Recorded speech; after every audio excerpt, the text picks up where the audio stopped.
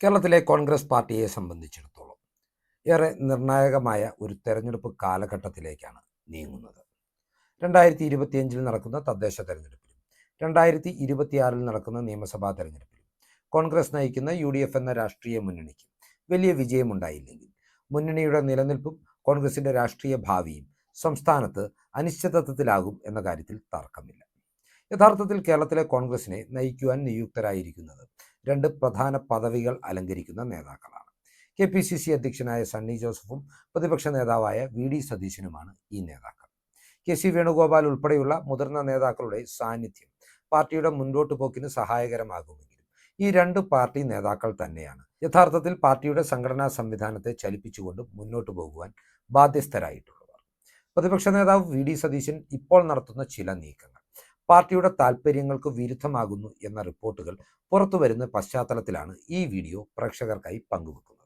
നമുക്കറിയാം, 2021 ചരിത്രത്തിൽ ആദ്യമായി തുടർ പരാജയം ഏറ്റുവാങ്ങിയതോടുകൂടിയാണ് VD സതീശൻ രമേശ് ചെന്നിത്തലയുടെ പകരക്കാരനായി പ്രതിപക്ഷ നേതൃസ്ഥാനത്തേക്ക് എത്തുന്നത്. തൊട്ടു പിന്നാലെ KPCC അധ്യക്ഷ പദവിയിലേക്ക് K സുധാകരൻ കൂടി എത്തിയതോടെ കോൺഗ്രസിന്റെ അണികളും കോൺഗ്രസിന്റെ അനുഭാവികളും വലിയ പ്രതീക്ഷകളാണ് ഈ നേതൃത്വത്തെക്കുറിച്ച് വെച്ചു പുലർത്തിയത്. ആദ്യഘട്ടത്തിൽ ഇരുവരും ഒരുമിച്ച് നിന്നുകൊണ്ട് പാർട്ടിയെ ശക്തമായി മുന്നോട്ട് നയിച്ചുവെങ്കിലും ഏറെ താമസിയാതെ തന്നെ KPCC അധ്യക്ഷൻ സുധാകരനും പ്രതിപക്ഷ നേതാവ് VD സതീശനും തമ്മിൽ ഭിന്നതകൾ ഉടലെടുക്കുന്ന സാഹചര്യമുണ്ടായി. പലപ്പോഴും മാധ്യമ ക്യാമറകൾക്ക് മുന്നിൽ തന്നെ ഇരുവരും പോരടിക്കുന്ന രംഗങ്ങൾ കേരളമെമ്പാടും പ്രക്ഷേപണം ചെയ്യപ്പെട്ടിട്ടുള്ളതാണ്. കോൺഗ്രസ് പാർട്ടിക്ക് ഇതുമൂലം വലിയ അവമതിപ്പാണ് ഉണ്ടായിരുന്നത്.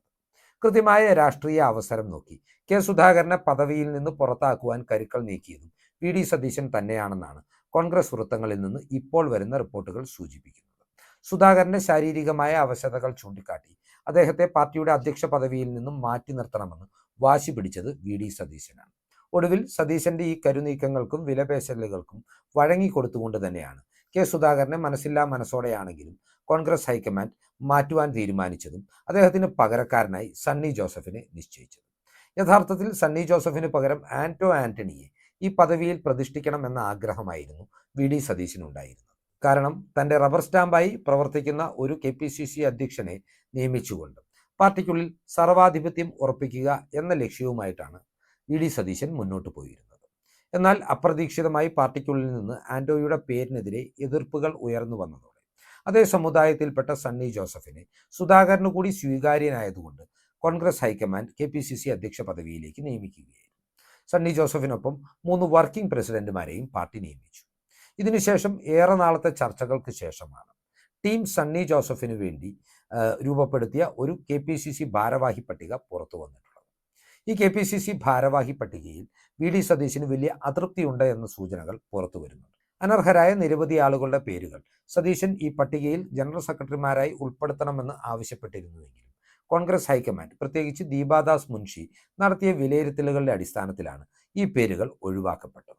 തന്റെ നോമിനികളെല്ലാം ഒഴിവാക്കപ്പെട്ടു എന്ന ഒറ്റ കാരണത്താൽ പുതുതായി ചുമതലയേൽക്കാനിരിക്കുന്ന KPCCയുടെ പ്രവർത്തനത്തെ തടസ്സപ്പെടുത്തുന്ന സമീപനമാണ് VD സതീശൻ സ്വീകരിച്ചിരിക്കുന്നത്.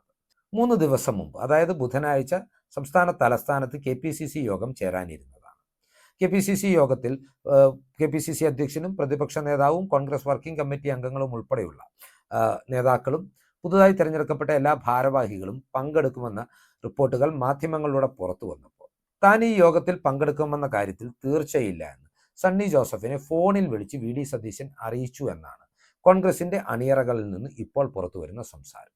സതീശൻ ഉയർത്തിയ ബഹിഷ്കരണ ഭീഷണിയെ തുടർന്ന് പാർട്ടിയെക്കുറിച്ചൊരു മോശം വാക്ക് പുറത്തു പോകാതിരിക്കാനാണ്, പ്രത്യേകിച്ച് കാരണമൊന്നും വ്യക്തമാക്കാതെ തന്നെ ഈ യോഗം മാറ്റിവെക്കുവാനുള്ള സാഹചര്യം ഉണ്ടായത്. അന്ന് നടക്കേണ്ടിയിരുന്ന യോഗത്തിലെ പ്രധാനപ്പെട്ട അജണ്ട എന്ന് പറയുന്നത് തദ്ദേശ തെരഞ്ഞെടുപ്പുമായി ബന്ധപ്പെട്ട തന്ത്രങ്ങൾ മെനയുക, പുതിയ ഭാരവാഹികൾ ചുമതലയേൽക്കുക, അവർക്കുള്ള ഉത്തരവാദിത്തങ്ങൾ നിശ്ചയിക്കുക എന്നിവയായിരുന്നു. ഇത്രയും നിർണായകമായ ഈ സമയത്ത് ഇത്രയും നിർണായകമായൊരു യോഗം ബഹിഷ്കരണ ഭീഷണി ഉയർത്തി VD സതീശൻ മാറ്റിവെപ്പിച്ചതിനെതിരെ പാർട്ടിക്കുള്ളിൽ നിന്ന് തന്നെ വലിയ പ്രതിഷേധമാണ് ഉയരുന്നത്.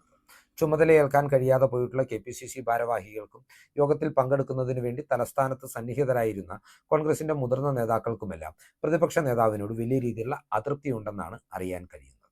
ഇത് ഒരു ഒറ്റപ്പെട്ട സംഭവമാണ് എന്ന് വിലയിരുത്തുവാൻ കഴിയില്ല.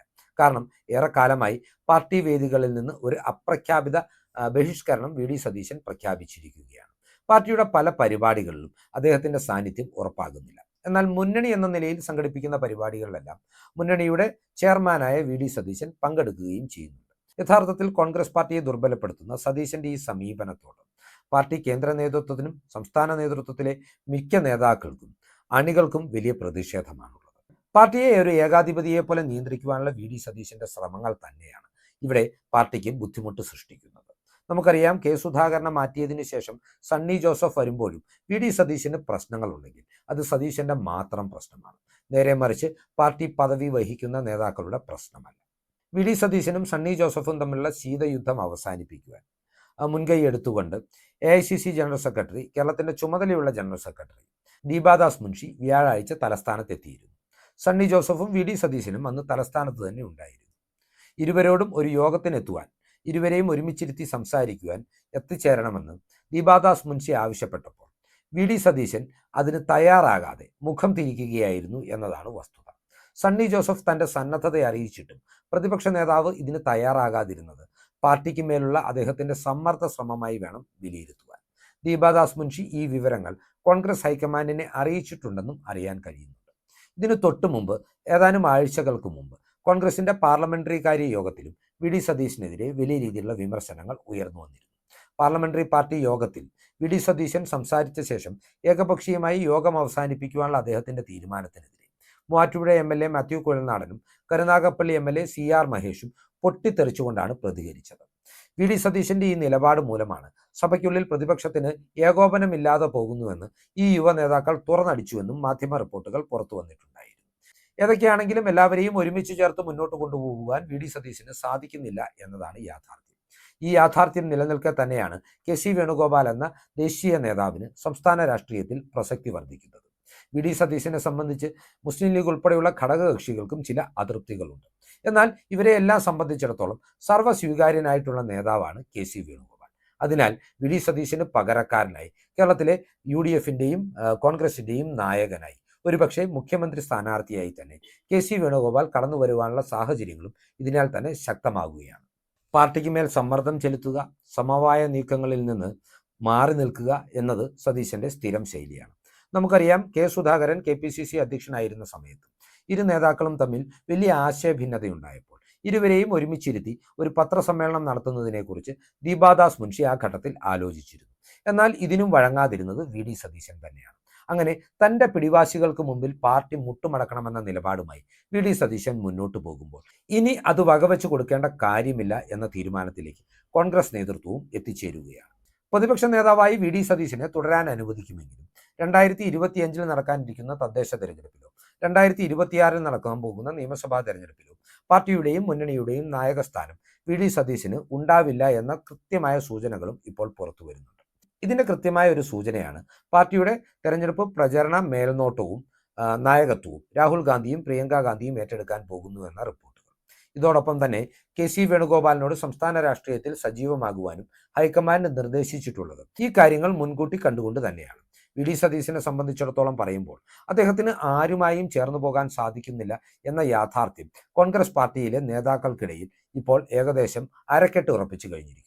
രമേശ് ചെന്നിത്തലയുമായും കെ സുധാകരനുമായും കെ.സി. വേണുഗോപാലുമായും സണ്ണി ജോസഫുമായും ഷാഫി പറമ്പിലുമായും ഒന്നും യോജിച്ചു പോകുവാൻ വി.ഡി. സതീശൻ തയ്യാറാകുന്നില്ല. വി.ഡി. സതീശനെ സംബന്ധിച്ചിടത്തോളം പാർട്ടിയുടെ സംസ്ഥാന പ്രസിഡന്റും വർക്കിംഗ് പ്രസിഡന്റുമാരും നടത്തുന്ന ഇടപെടലുകൾ പോലും അസഹിഷ്ണുതയുണ്ടാക്കുന്നുണ്ടെങ്കിൽ അത് അദ്ദേഹത്തിന്റെ മാത്രം കുഴപ്പമാണെന്ന് അദ്ദേഹം തന്നെ തിരിച്ചറിയേണ്ടതുണ്ട്. നമുക്കറിയാം, രാഹുൽ മാങ്കൂട്ടം വിവാദം പോലും ഇത്ര വലിയൊരു പൊട്ടിത്തെറിയിലേക്ക് നീങ്ങുവാൻ ഇടയാക്കിയത് വി.ഡി. സതീശന്റെ ചില നിലപാടുകളാണ്. രാഹുലിനെതിരെ വെളിപ്പെടുത്തൽ നടത്തിയ റിനിയാൻ ആദ്യഘട്ടത്തിൽ ഈ വിവരങ്ങളെല്ലാം സതീശനെ ധരിപ്പിച്ചിരുന്നതായി പുറത്തുവരുന്ന റിപ്പോർട്ടുകൾ സൂചിപ്പിക്കുന്നുണ്ട്. അന്നെല്ലാം രാഹുലിനെ ചേർത്ത് നിർത്തിയ സതീശൻ ആരോപണങ്ങൾ പൊതുമധ്യത്തിലേക്ക് എത്തിയപ്പോൾ തന്റെ പ്രതിച്ഛായ കാത്തുസൂക്ഷിക്കുവാൻ വേണ്ടി മാത്രം ജനങ്ങളുടെ കണ്ണിൽ പൊടിയിടാനാണ് രാഹുലിനെ തള്ളിപ്പറഞ്ഞതെന്ന ആക്ഷേപവും രാഹുലിനോടൊപ്പം നിൽക്കുന്ന നേതാക്കൾ ഉയർത്തുന്നുണ്ട്. ഇക്കാര്യങ്ങൾ പരിഗണിക്കുമ്പോൾ വി.ഡി. സതീശൻ പാർട്ടിക്കുള്ളിലും മുന്നണിക്കുള്ളിലും ദുർബലനാകുന്ന കാഴ്ചയാണ് നമുക്ക് മുന്നിലുള്ളത്. നിലമ്പൂർ ഉപതെരഞ്ഞെടുപ്പിൽ പാർട്ടിയെ വലിയ വിജയത്തിലേക്ക് നയിച്ച വി.ഡി. സതീശൻ 3 മാസങ്ങൾക്ക് മുമ്പ് പാർട്ടിയുടെ നായകനായിരുന്നുവെങ്കിൽ ചോദ്യം ചെയ്യപ്പെടാനാവാത്ത മുഖ്യമന്ത്രി സ്ഥാനാർത്ഥിയായിരുന്നുവെങ്കിൽ ഇന്ന് അദ്ദേഹം പാർട്ടിക്ക് ഒരു ബാധ്യതയായി മാറുന്നു എന്നുള്ളതാണ് വസ്തുത. വി ഡി സതീശനെ സംബന്ധിച്ചിടത്തോളം ഒരു വിഭാഗത്തിൻ്റെയും പിന്തുണ ആർജിച്ചെടുക്കുവാൻ അദ്ദേഹത്തിന് സാധിക്കുന്നില്ല. PR സ്റ്റണ്ടുകളെ മാത്രം ആശ്രയിച്ച് പടുത്തുയർത്തിയ അദ്ദേഹത്തിൻ്റെ പ്രതിച്ഛായയും ചോദ്യം ചെയ്യപ്പെടുകയാണ്. മികച്ച പാർലമെന്റേറിയൻ ആണെങ്കിൽ കൂടിയും കൂട്ടായി ഒരു ടീം വർക്കോട് കൂടി പ്രവർത്തിക്കുവാനും പാർട്ടിയെ മുന്നോട്ട് നയിക്കുവാനും സതീശന് സാധിക്കുന്നില്ല. ഏകാധിപതിയെ പോലുള്ള സതീശന്റെ പെരുമാറ്റം പാർട്ടി പ്രവർത്തകർക്ക് പോലും ഉൾക്കൊള്ളാൻ സാധിക്കുന്നില്ല. ഇക്കാര്യങ്ങളൊക്കെ ചേർത്ത് വെച്ച് വായിക്കുമ്പോൾ വി ഡി സതീശന്റെ നാളുകൾ അല്ലെങ്കിൽ മുഖ്യമന്ത്രി മോഹങ്ങൾ കോൺഗ്രസ് പാർട്ടിയിൽ എണ്ണപ്പെട്ടു എന്ന് തന്നെയാണ് മനസ്സിലാക്കേണ്ടിയിരിക്കുന്നത്. വരാനിരിക്കുന്ന തദ്ദേശ തെരഞ്ഞെടുപ്പിലും നിയമസഭാ തെരഞ്ഞെടുപ്പിലും അടക്കം വി ഡി സതീശന്റെ ഒരു ഏകാധിപത്യം നടപ്പാവില്ല എന്ന കൃത്യമായ സൂചനകൾ, കോൺഗ്രസ് വൃത്തങ്ങളിൽ നിന്ന് ലഭിക്കുന്ന കൃത്യമായ സൂചനകൾ പ്രേക്ഷകർക്കായി പങ്കുവച്ചുകൊണ്ട് ഈ വീഡിയോ ഇവിടെ അവസാനിപ്പിക്കുകയാണ്. കൂടുതൽ രാഷ്ട്രീയ വാർത്തകൾക്കും വിശകലനങ്ങൾക്കുമായി ഞങ്ങളുടെ ചാനൽ സബ്സ്ക്രൈബ് ചെയ്യുക. നന്ദി.